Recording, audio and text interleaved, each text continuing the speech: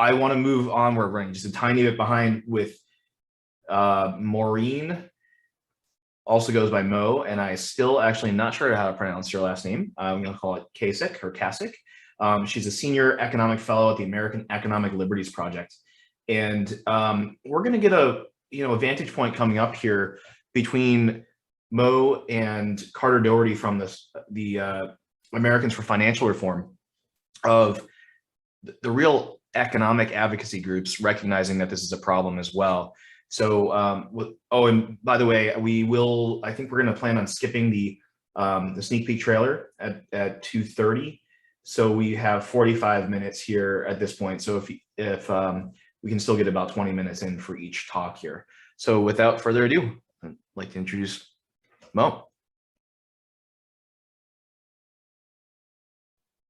Hello, everybody. I'm using my husband's computer and it's a little bit terrifying. Clearly there's no like proper filter on here, but not to worry, I'm going to be sharing my screen. Let me start with that. I have been studying this issue pretty much since the start of the pandemic. As it happens, my poor husband, he works for a hotel that is owned by a private equity firm. So between that and I've done a lot of research on Boeing and the aerospace industry, which is shares a lot in common with this this sector from a structural perspective, and there's a lot of private equity interest in defense, and Boeing, like a lot of defense companies, is almost completely under the control of this similar business model, similarly extractive and very operationally dumb management style. So I hated it before the pandemic, and I started really looking a lot into how it was affecting how hospitals were able to cope with the with hospitals that were affected by influx of patients, but also how they were coping with the downturn in elective surgeries, and it neither private equity doesn't make anything better, with the exception of the rich guys offshore bank accounts. So without further ado, I'm going to launch into the subject at hand, and I want to know if everybody can hear me okay. This is all very new and I'm trying to find my, hold on. Can everybody hear me? Sounds good here. Awesome. Just fine. Great. Perfect. All right. So let's go to the top. I'm just going to share my screen.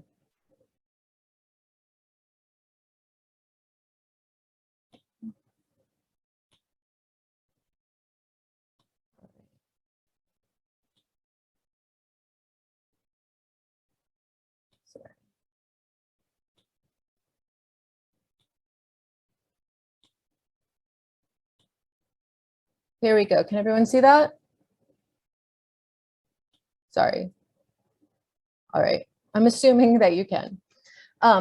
So yes. So when I started looking at nursing homes were obviously the first. There's a lot of understanding. There's a lot of awareness that nursing homes have been raided by private equity firms over the past 20 years. But when I started looking into the history of that, when did that begin? What were nursing homes like before? I was really taken by the realization that this is not new. This is not like, there are aspects of the private equity investment in healthcare, obviously, and investment is such a terrible term. Don't ever refer to private equity investment, because it is the opposite of that. Any highly leveraged acquisition is the opposite of investment. It's disinvestment. So I will stop myself before I use that term again. But the private equity ownership of healthcare institutions is at a, at record highs. It's, I think, covers about $1 trillion worth of assets at this point. That is certainly unprecedented. But a lot of the grifters you'll find in this industry have been around for a while, and a lot of the tactics really date back a lot longer than you think. So I start with this young gentleman, Zion Gastelum, because this story really, to me, it's not about medicine, it's about dentistry, but it really encapsulates just about everything, everything bad about private equity in healthcare, and kind of how these stories go. So Zion was a year and a half old when his mom took him to a dental clinic called Cool Smiles, owned by the private equity firm FFL Partners, Friedman, Fleischer, and Lowe, owned by Tully Friedman, a sort of famous Silicon Valley banker. FFL had grown Cool Smiles with a K into quite an empire of about 150 dental clinics, and they really controlled a lot of the Medicaid dentistry. Pediatric dentistry is covered by Medicaid and in turn covered by CHIP. So everybody has access until they actually need it. Everybody has access to a certain degree of dental care. But it's not very lucrative for these dental clinics to clean children's teeth. So that's not what they do. What they do is they give them these little toddler pulpotomies, basically baby root canals, the closest that a baby gets to a root canal, and fill their mouths up with stainless steel crowns. Stainless steel crowns are not very lucrative for adults, but they are very lucrative for children because they are not custom fit. So you can just kind of pop one in a kid's mouth and then charge Medicaid $150, and the crown itself costs $8. So it's a high margin procedure. They decided that little Zion at under 2 years old needed 6 of these, and 6 baby root canals and 3 enamelplasties. And for that, he also needed 6 different kinds of anesthesia.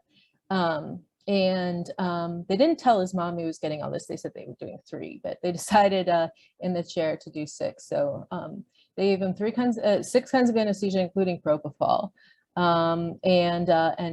Apparently all the procedures went fantastically, but his little monitors were beeping.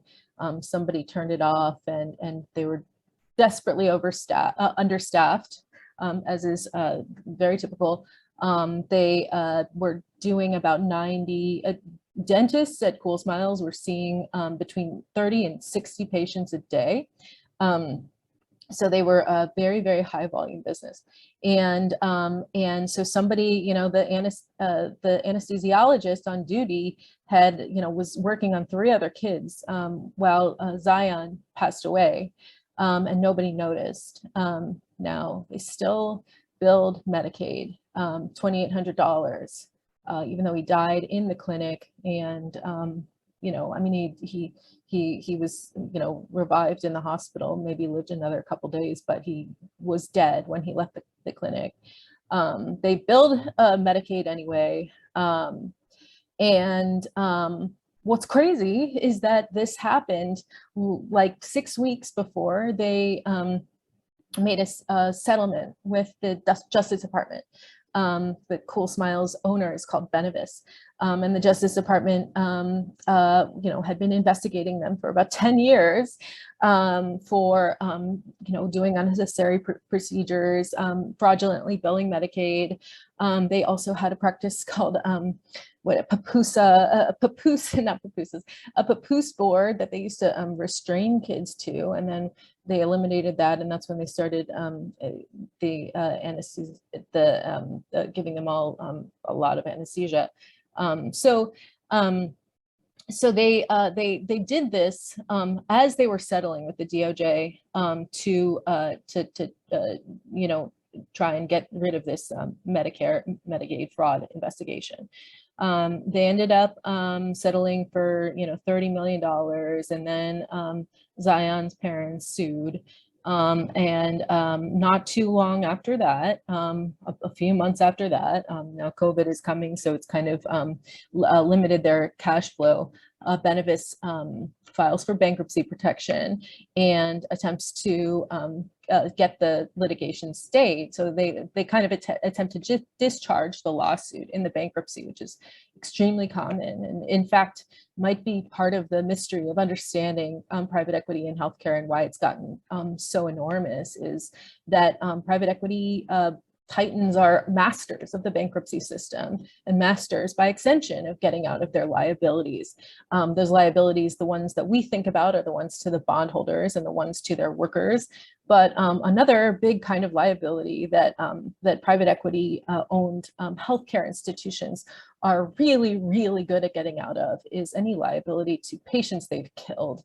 So that's and to a lesser extent, the federal government, which it gets defrauded, and then we'll have to kind of make an obligatory attempt to extract some of that money back. In a lot of cases, you'll find private equity-owned healthcare institutions are very, very good at using the bankruptcy system to get out of that, or to the threat of bankruptcy to lessen that their settlement figures. So in this case, the settlement was something like 30 million, 26 million dollars, something along those lines. That didn't even cover, that was just like a tiny shred of what they had defrauded. The Benevis of Cool Smiles had been around for about 16 years at that point.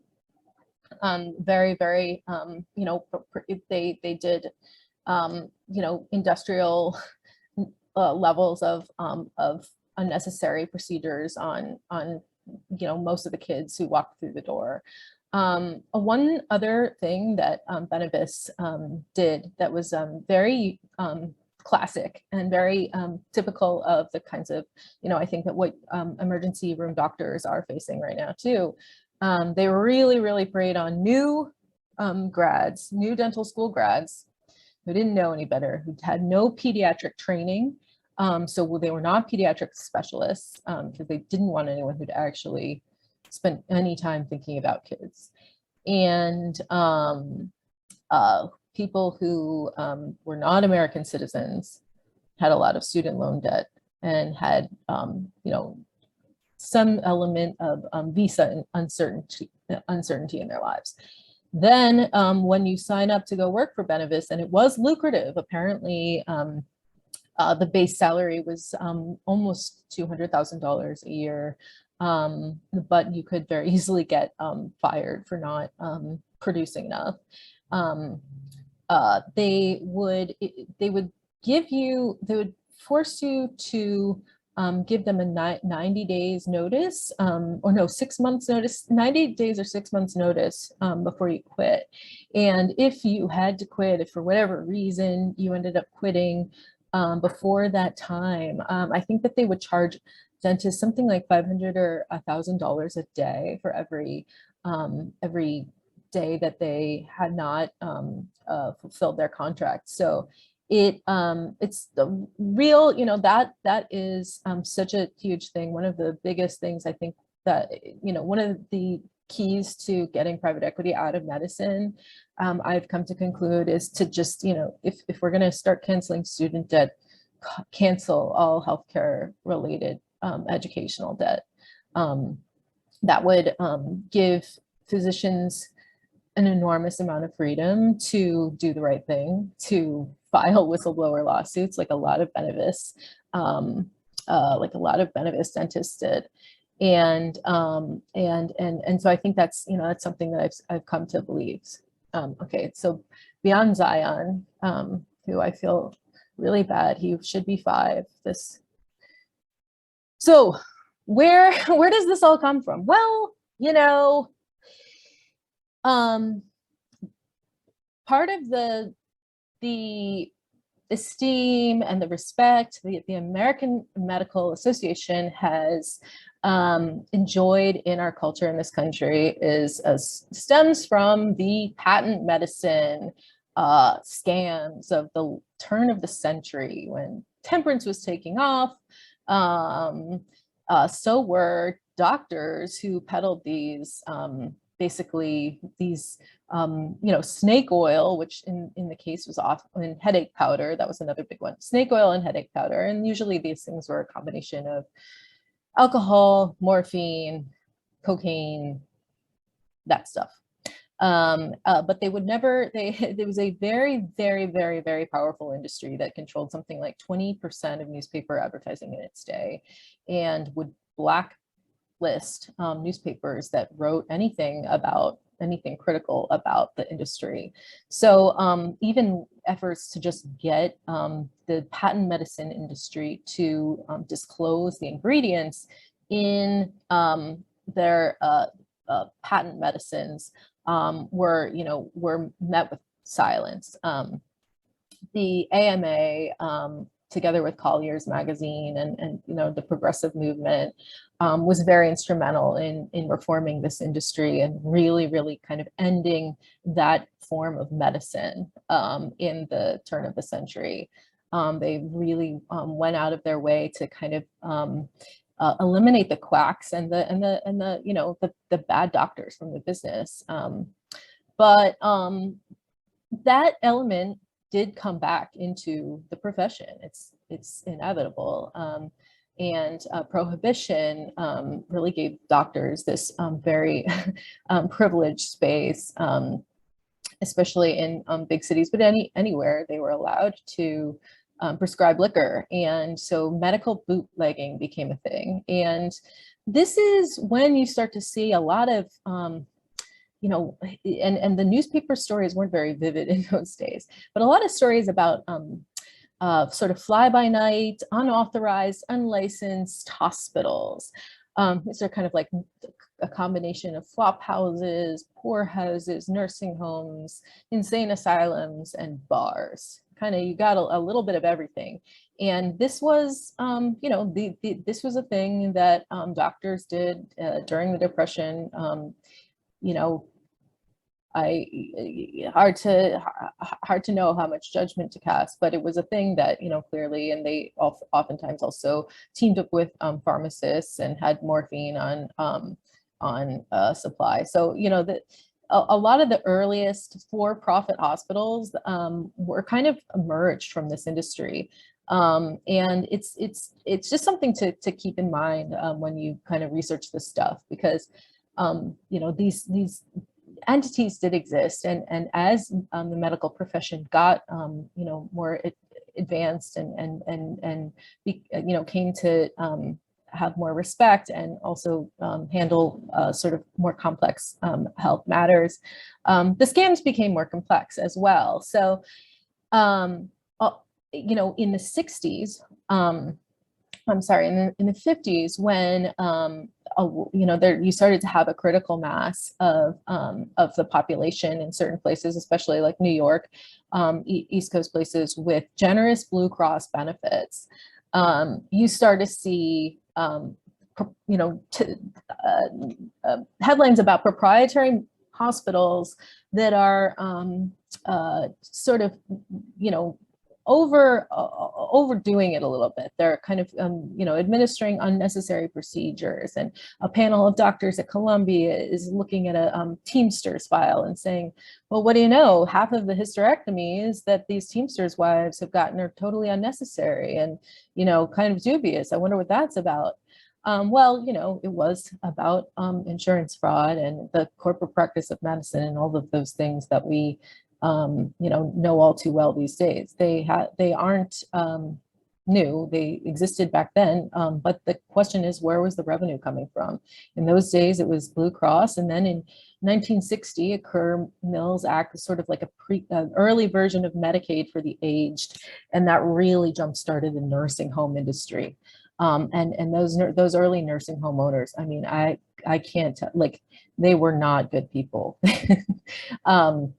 But you see, this kind of simultaneous realization that there are some unsavory elements in medicine, those, like, that was not, there was still just an enormous benefit of the doubt accorded to the entire medical profession, the entire healthcare industry. They didn't have to comply with the Wagner Act. I recall that.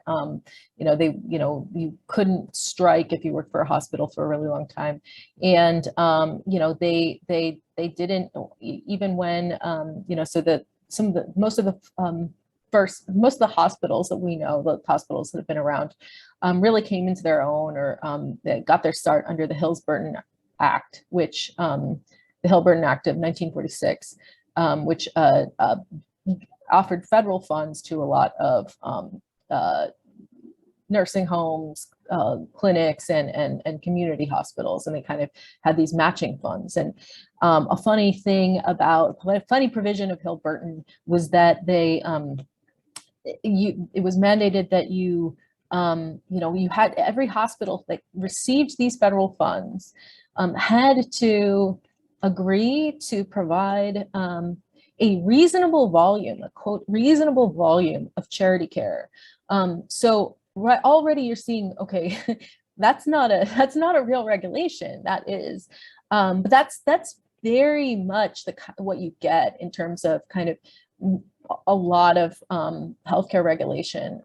Even coming into today, it's not written, it seems to be written by lobbyists, and it's, was certainly, but there were no actual standards. And you see that sort of kind of deja vu, EMTALA is sort of deja vu of that, in terms of, its lack of funding and its vagueness. In any case, Medicare and Medicaid are passed and come into being in 1965. You can see they were overwhelmingly popular, even though the AMA bitterly fought it, and the John Birch Society fought it, and the Republicans called it socialism. But they ended up voting, more Republicans ended up voting for it than against it, I think. Or maybe that, it was 50-50. There were no cost containment provisions in the Medicare component. And in 1966, the for-profit, the hospitals, the ones that have been doing all the unnecessary hysterectomies, they even got Medicare to amend the law to give them some ridiculous formula by which they were allowed to charge for their capital expenditures, something like 8.75% a year of their capital expenses they were allowed to submit for reimbursement to Medicare. And I think that you see a lot of them getting, the interest expenses taken care of too. So already you're seeing that's a little bit of like a perverse incentive. You see a lot of Hill-Burton hospitals trying to go the for-profit route at that point. Okay, so here we have, and now this is, this is the dawn of the for-profit hospital industry, without which we wouldn't have private equity in healthcare. The for-profit hospital industry really recognizes in this 1966 law a massive gravy train. A lot of companies are getting into hospitals at that point. All the hotel chains, Hyatt, Holiday Inn, and then the KFC guy, the Jack Massey, an investor in Nashville who was most famed at the time for buying KFC from Colonel. It's not really a colonel, by the way. It's just a fake colonel, Harlan Sanders, and flipping it in about 6 years for a 12,000% return. Massey had been in the surgical supply business, was very good friends with Tom Frist's dad, had been trying to recruit Tom Frist Jr., who was a resident at the time, to come start his, sorry, my husband, to come start his roast beef business. He was going to make a roast beef business that was going to rival Arby's. But instead, Frist said, hey, you know what? There's a lot of money to be made in hospitals right now. I really think that we could get into this, kind of bring a franchising model to it. And that became HCA. That was sort of founded sometime between 1960 and 1966. You see a lot of different dates, but in his testimony, I think that Tom Frist said that it had been around since 1960. Certainly, that started with a nursing home that kind of became like a post-acute hospital. I love this quote from the Hyatt hospital CEO of the time, because it really encapsulates like a lot of the the go-go years of hospitals. They had this amazing formula that from Medicare, and it was just a great business to be in. There was a lot of new kinds of surgeries, doctors. It was a good time to be a doctor. I think you were getting heavily recruited all over the place. Everyone was offering open heart surgery in those days, and it was I don't know if it was a great time to get open heart surgery, but it was certainly a good time to be giving it. So here we have LBOs. When did the LBOs get into this? When did private equity, when did this form of capitalism sort of get into that? That wasn't HCA's deal back then. HCA had a really hot stock, and they were financing most of their activities with stock sales, and they would make their acquisitions with stock. So that is investment. That is not, it's not the same as being in the private equity business. That said, in the background, also getting in on this Medicare, Medicaid gravy train was a guy named Joe Casao. Casao, I'm not sure. He was a Boston financier, and he had a like franchising slumlording business. His deal, and by 1965, he was under investigation in Massachusetts for being the boss of the nursing home industry. And what he did is he would get FHA loans to build nursing homes, and maybe he probably got some Hilburton money too. And then he would kind of extend these secondary loans, no money down. And the interest rates would go up to 40%, and he would kind of charge all of these extra kind of construction and financing fees.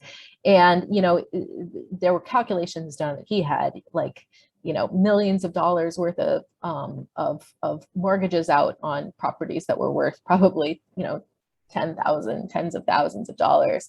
But he was like the big whale of the nursing home business in Boston.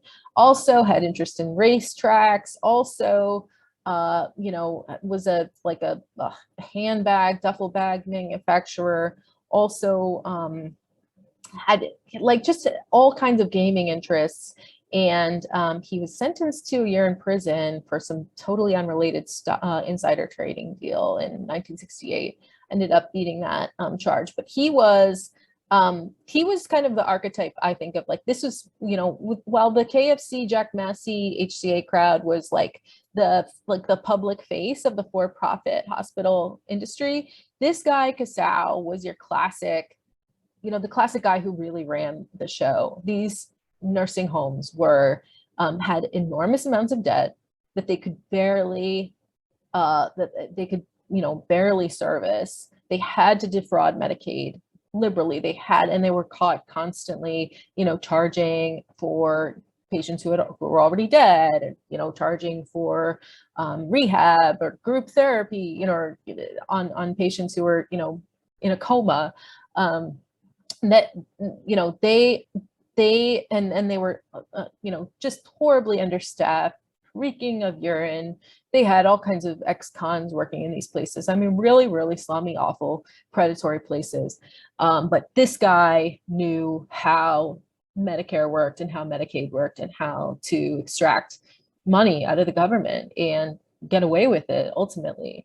And that, it's important to know that these were the guys in the business. This is not how we wrote, this is not how the legislation was being written. It wasn't being, laws weren't being passed with the idea that of keeping guys like this out of the business or reining them in. They were, it was guys like Massey and Frist who ran pretty above board establishments, especially at the time, who were kind of, who would agree to be the Boy Scouts of the industry, right? All right, so here we have, you know, and a lot of people, when they read about, you know, the nursing home trust, they thought that it was connected to the mafia, and it was kind of inconclusive as to whether they were actually connected to the mafia. They had some connections, but the fact is that, like, you know, this is like ultimately what the mafia business model, a big mafia business model, was the bust out, where, you know, you start a business, you get a bunch of inventory, you know, you sell as much as you can, or you you know, pump the stock and then sell a bunch of stock, and then you shut it all down and declare bankruptcy, and you know, and you know, no one ends up getting any money in. That's basically what private, not necessarily what they do every time, but they know how to do that. They know how to get out of their out of an investment. They know how to raid. So anyway, in this context, healthcare costs are rising so dramatically, 20% per year between 65 and 70, like 15% throughout most of the 70s. It's a complete crisis. Nobody knows what to do about it. There's you know, stories about how proprietary hospitals are spending too much, and they're giving too much unnecessary and do too many unnecessary procedures. But instead, somehow, the Washington policy establishment arrives on the consensus that the problem is that we have too many hospital beds, and we need to, and our hospitals are as a result running inefficiently, and because they're running inefficiently, below capacity, below occupancy, they are you know, they are being forced to charge Medicare too much money. And if we just eliminate the hospital beds, if we just close hospitals and cap the amount of capacity in the hospital system, we'll be cool. The prices will just go down again. This is, to anyone who's ever given any consideration, it's bananas that this idea took off, but it really did. And so then you get, you know, the certificate of need. In 1974, Congress passes legislation to tell every state, convince every state to pass certificate of need laws that will, you know, strictly cap the number of hospitals, nursing homes, within their states by, you know, certain medical service areas, and they have, you know, these formulas for doing that. And that is supposed to be the way that we're fixing the problem of runaway healthcare costs. It is, I can't stress enough how insane this was. Like there was too much hospital capacity at the time, because all these hotel companies were getting into it, because of the way that that was like a symptom of the way that the Medicare you know, reimbursement rules were written, which didn't, you know, provide for any sort of, you know, cost containment, or didn't try to incentivize lower cost you know, procedures. Didn't give any proprietor any incentive to not waste the government's money. That's not what they go to, though. They go to the supply of hospital beds, which again had to have come straight from the nursing home industry, because at that point, or that the hospital, the for-profit hospital industry, although it came from the nonprofit hospital industry as well, because at that time they're thinking, okay, there is too much capacity in the system. We do need to do something about you know, how you know, how much over investment there has been in this industry. How can we get monopoly? So the CON laws gave hospitals their monopolies, and at that point, all of the hospital chains start just buying these public hospitals, the Hilburn facilities that had been built with federal money. Now, is there, you know, a law against that? Is that right? You know, there's a lot of talk at the beginning that the privatization of these hospitals is something that, you know, isn't, you know, legal under the Hilburn legislation, that, like, you know, it violates the spirit of the law anyway, that, you know, there need to be kind of like federal regulations for you know, making sure that these hospitals that were built by federal money don't end up, you know, becoming these sort of proprietary, you know, unethically run, you know, for-profit institutions, basically. And that's because that, like, there was a big difference between a for-profit hospital and a nonprofit hospital at the time. And, the for-profit hospitals didn't do the same stuff. They pretty much veered toward doing they weren't full service. They did the stuff that was lucrative. They tried to minimize their their ER flow, and they dumped patients. They would just reroute ambulances. It was patient skimming and patient dumping was the business model then. So so there was some thought that maybe it wasn't good that these patient skimming and patient dumping hospitals were starting to kind of take over the infrastructure of healthcare in America, but there wasn't anything done to rein that in at all. So at the same time that this is happening, we're starting to see the advent of the leverage buyout. And one thing that I wanted to point out here is that the first LBO of a company that was traded on the New York Stock Exchange was a company called Congolium, or that was in the shipbuilding business. It was a conglomerate, but it had a big asbestos flooring business. That was the one that everybody knew. And there had been recently in 1977 a bunch of EPA tests showing that outside their factories there was a lot of asbestos in the water, and people were starting to get really concerned that asbestos caused cancer. And that was like when you were first starting to see a lot of testing.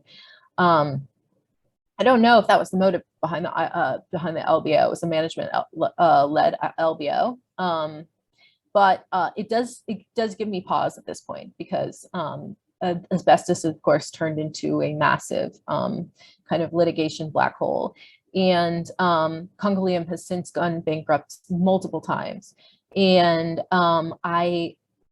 that is the sort of blueprint that asbestos, the way that a lot of these asbestos companies ended up, minimizing their litigation exposure, is the blueprint for the Sackler family, and the blueprint for a lot of, I think, what private equity does when they happen to own a hospital or nursing home that has a big jury award against it.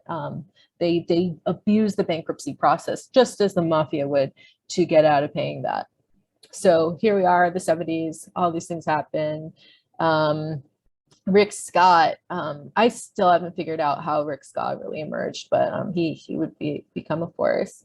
Now we have the 80s, and if you I wrote a long thread about this on Twitter. I recommend everyone check it out and retweet it if you can. Tkacik, Moetkacic. But I found the other day the LBO's corporate raiders really take America by storm in the 80s. They're buying off, and it's a long story of what they kind of ended up doing. They started by kind of buying small companies that were being divested from conglomerates. There were a lot of conglomerates that rose in the 60s and 70s that had, as a result of like antitrust law enforcement, was very focused on not allowing concentration of industry. So what you got was like these horizontally integrated, like these sprawling behemoths that had interest in all these kind of unrelated businesses. And then they ended up getting divested, and a lot of them ended up getting bought out by these like early corporate raider types in the 60s and in the late 60s, early 70s. There were a lot of different reasons that it made sense. But they really took over everything in the 80s. Deregulation and deindustrialization. I mean, it was clear that like anything was kind of an anything goes environment. And then you had all of these SNLs that were terribly regulated, where you could kind of, it was very easy to get financing from some of them if you knew the right people. So there were a lot of very elaborate schemes. Obviously, Michael Milken was at the center of them. The hospital business was not, they were very profitable in the beginning of the 80s because they had more market power. But they were, they finally changed the Medicare reimbursement rules. And they stopped being as much of a gravy train. There were these psychiatric hospital scandals that are a long story. I highly recommend some of you look into those. They're, absolutely unbelievable. And HCA was at the center of them, but Tenet, aka National Medical Enterprises, was really they had these kind of the bounty hunters who would like go kidnap patients from AA meetings. His psychiatric, those alcohol rehabilitation centers, again, hospitalization for people who didn't need to be hospitalized was very, very profitable. And you'll find that in nursing homes too. There's a lot of pressure to get in patients who don't need to be there. Patients, post-surgical patients who are old, but like can feed themselves, like they're just a freaking gold mine. And those people are often get kidnapped to this day. But anyway, you started, there was a lot of pressure on hospital stocks, because of, a drop in a rise in uninsured patients, because of the kind of the deindustrialization, and the hospital stocks like HCA were coming under a lot of pressure, and corporate raiders were everywhere, and they were increasingly just like, muscling their way into ownership of a company. And corporate America was very much under, felt under threat. So Tom Frist goes to the Senate Banking Committee with 16 other CEOs Hey, Mo, and says, "Yeah, can I flag Mitch's message too? Because we're Sorry. running